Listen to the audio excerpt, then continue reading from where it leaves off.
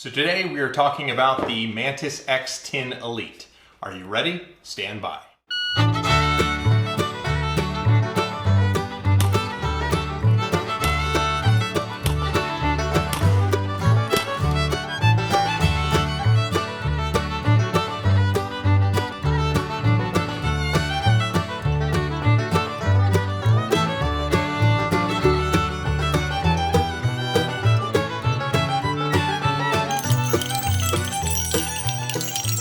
So on the market today, there's a bunch of dry fire devices that are going to claim to make you a better shooter and save you money on ammo, and they all work to varying degrees of success. But you always end up having to answer the question, am I better off buying this thing or more range time and ammo? And it's tough to want to take your recreational money away from what it is you like to do, which is presumably shooting, and put it into a device like this, which is presumably going to make you a better shooter. Some other questions that need to get answered are, what does this device do for me that my training can't? And is this going to be something that I can use on a go-forward basis? And that brings us to our first chance to comment. Have you in the past used dry fire devices? What did you get? And how much did you actually use it? And before we go any further, I do need to thank Mantis for sending this into the channel and letting me try it on a few videos and get used to it and see what I think. And so on Amazon right now, the X10 Elite bundle goes for about $270. It's going to come with a handsome carrying case, which would also have the mounts to mount to a rifle. And if you need, you can get base pads from MantisX. This is for a Glock 43, which doesn't have a rail, so you can actually use it on pistols that do not have rails to attach to. And if you want links to where they sell the base pads or what these are currently priced at on Amazon, those will be in the description for you. So what the Mantis X10 Elite is this little dongle that you see before you with this little green light that attaches to the rail of a pistol and connects to the app that you have on your phone. And just giving you a little look around of what's in the app, there's training classes you see at the top there. There is the holster draw analysis and the recoil meter. Both of those are only on the X10 as opposed to the previous Mantises. There's open training, which is basically just continuous dry fire. There's a shot timer. I haven't really messed around with that because I use a real shot timer. The MantisX benchmark, which takes your average over 10 breaks and gives you kind of a score based on how well you can pull a trigger. That's like bullseye accuracy.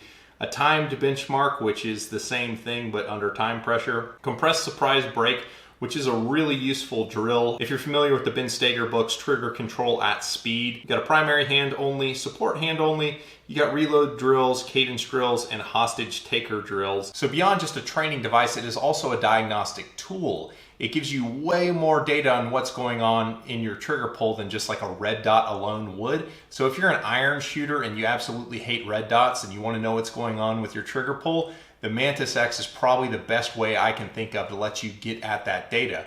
And to that point, it will map all of your dry fire shot breaks where it'll have muzzle movement up until you pull the trigger, and then it will have muzzle movement after you've pulled the trigger as well. So you can see whether it's your hold that's getting you in trouble or the trigger pull itself. In my shooting, I found out that it was my hold that was getting me in trouble. So I had to learn how to still my hold as much as I could because my trigger pulls were generally pretty good. The trigger pulls get rated on a scale from 0 to 100. Anything over 90 is considered a good shot by the app. But the X10 Elite features the recoil meter, which you can actually take to the range and diagnose your grip. So you can actually fine-tune your grip based on how the pistol is performing. And so when you're messing around with your trigger, you can use it as a tool to understand how much it improved your ability to pull the trigger straight to the rear.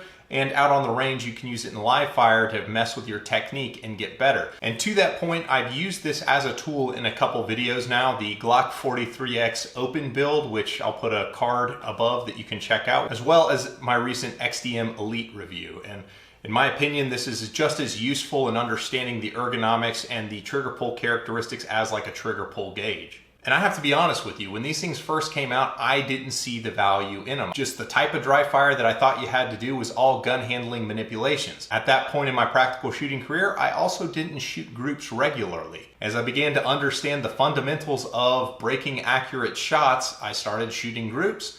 And this device right here helps you understand just how accurately you're being when you shoot in like a bullseye context, which is useful to a practical shooter if you realize all it is fundamentals at speed. So the compressed surprise brake is a really great drill that you can use. It's basically just the trigger control at speed drill from Ben Steger's book. And the benchmark drill is useful, as well as just both strong hand and weak hand only. I actually was able to tune up my left hand and its trigger pull from the high 70s, low 80s to the low 90s, typically pulling the trigger. So I was actually able to adapt my technique using the Mantis X. And so I'll use the Mantis X when I don't want to go out, pull the cars out of the garage and run around in the garage and dry fire, or if I just want to focus on getting some good quality trigger pull reps in. Another good application with the recoil meter is the doubles drill, which you're probably familiar with. Fire a magazine work with your technique, see what the muzzle's doing, and see if you can make the graph just go straight up and down and tune up your grip. Now, out of the box, the system is incomplete because you need a base pad for whatever gun you're going to be using the tool with if you want to use the holster draw analysis. One thing that is a little annoying is because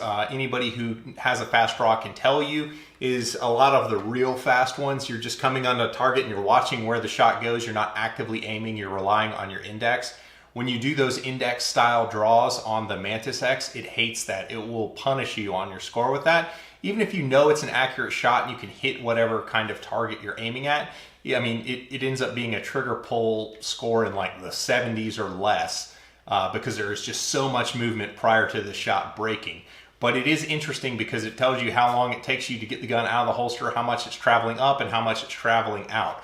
So you can kind of tune it up and then focus on the different areas of your draw. But I really like to use the compressed surprise brake and the benchmark drills in strong hand and weak hand only shooting. So I really came around on the device. I didn't see the value in these initially as a practical shooter, but ever since making a big push to focus on fundamentals, I get a lot out of this thing. I use it a couple times a week mixed in with my gun handling dry fire that I'm doing. So it's always in my range bag and it comes with me to the range if I'm testing my grip or testing different guide rods or whatever else. It's just nice to be able to see what's happening with the gun, and the Mantis X10 Elite really does let you see what's going on with it. So I'm a pretty big fan of the Mantis X10. If you've got specific questions, I'm happy to answer them in the comments below. But that's all I got today, guys, and I'll catch you on the next one.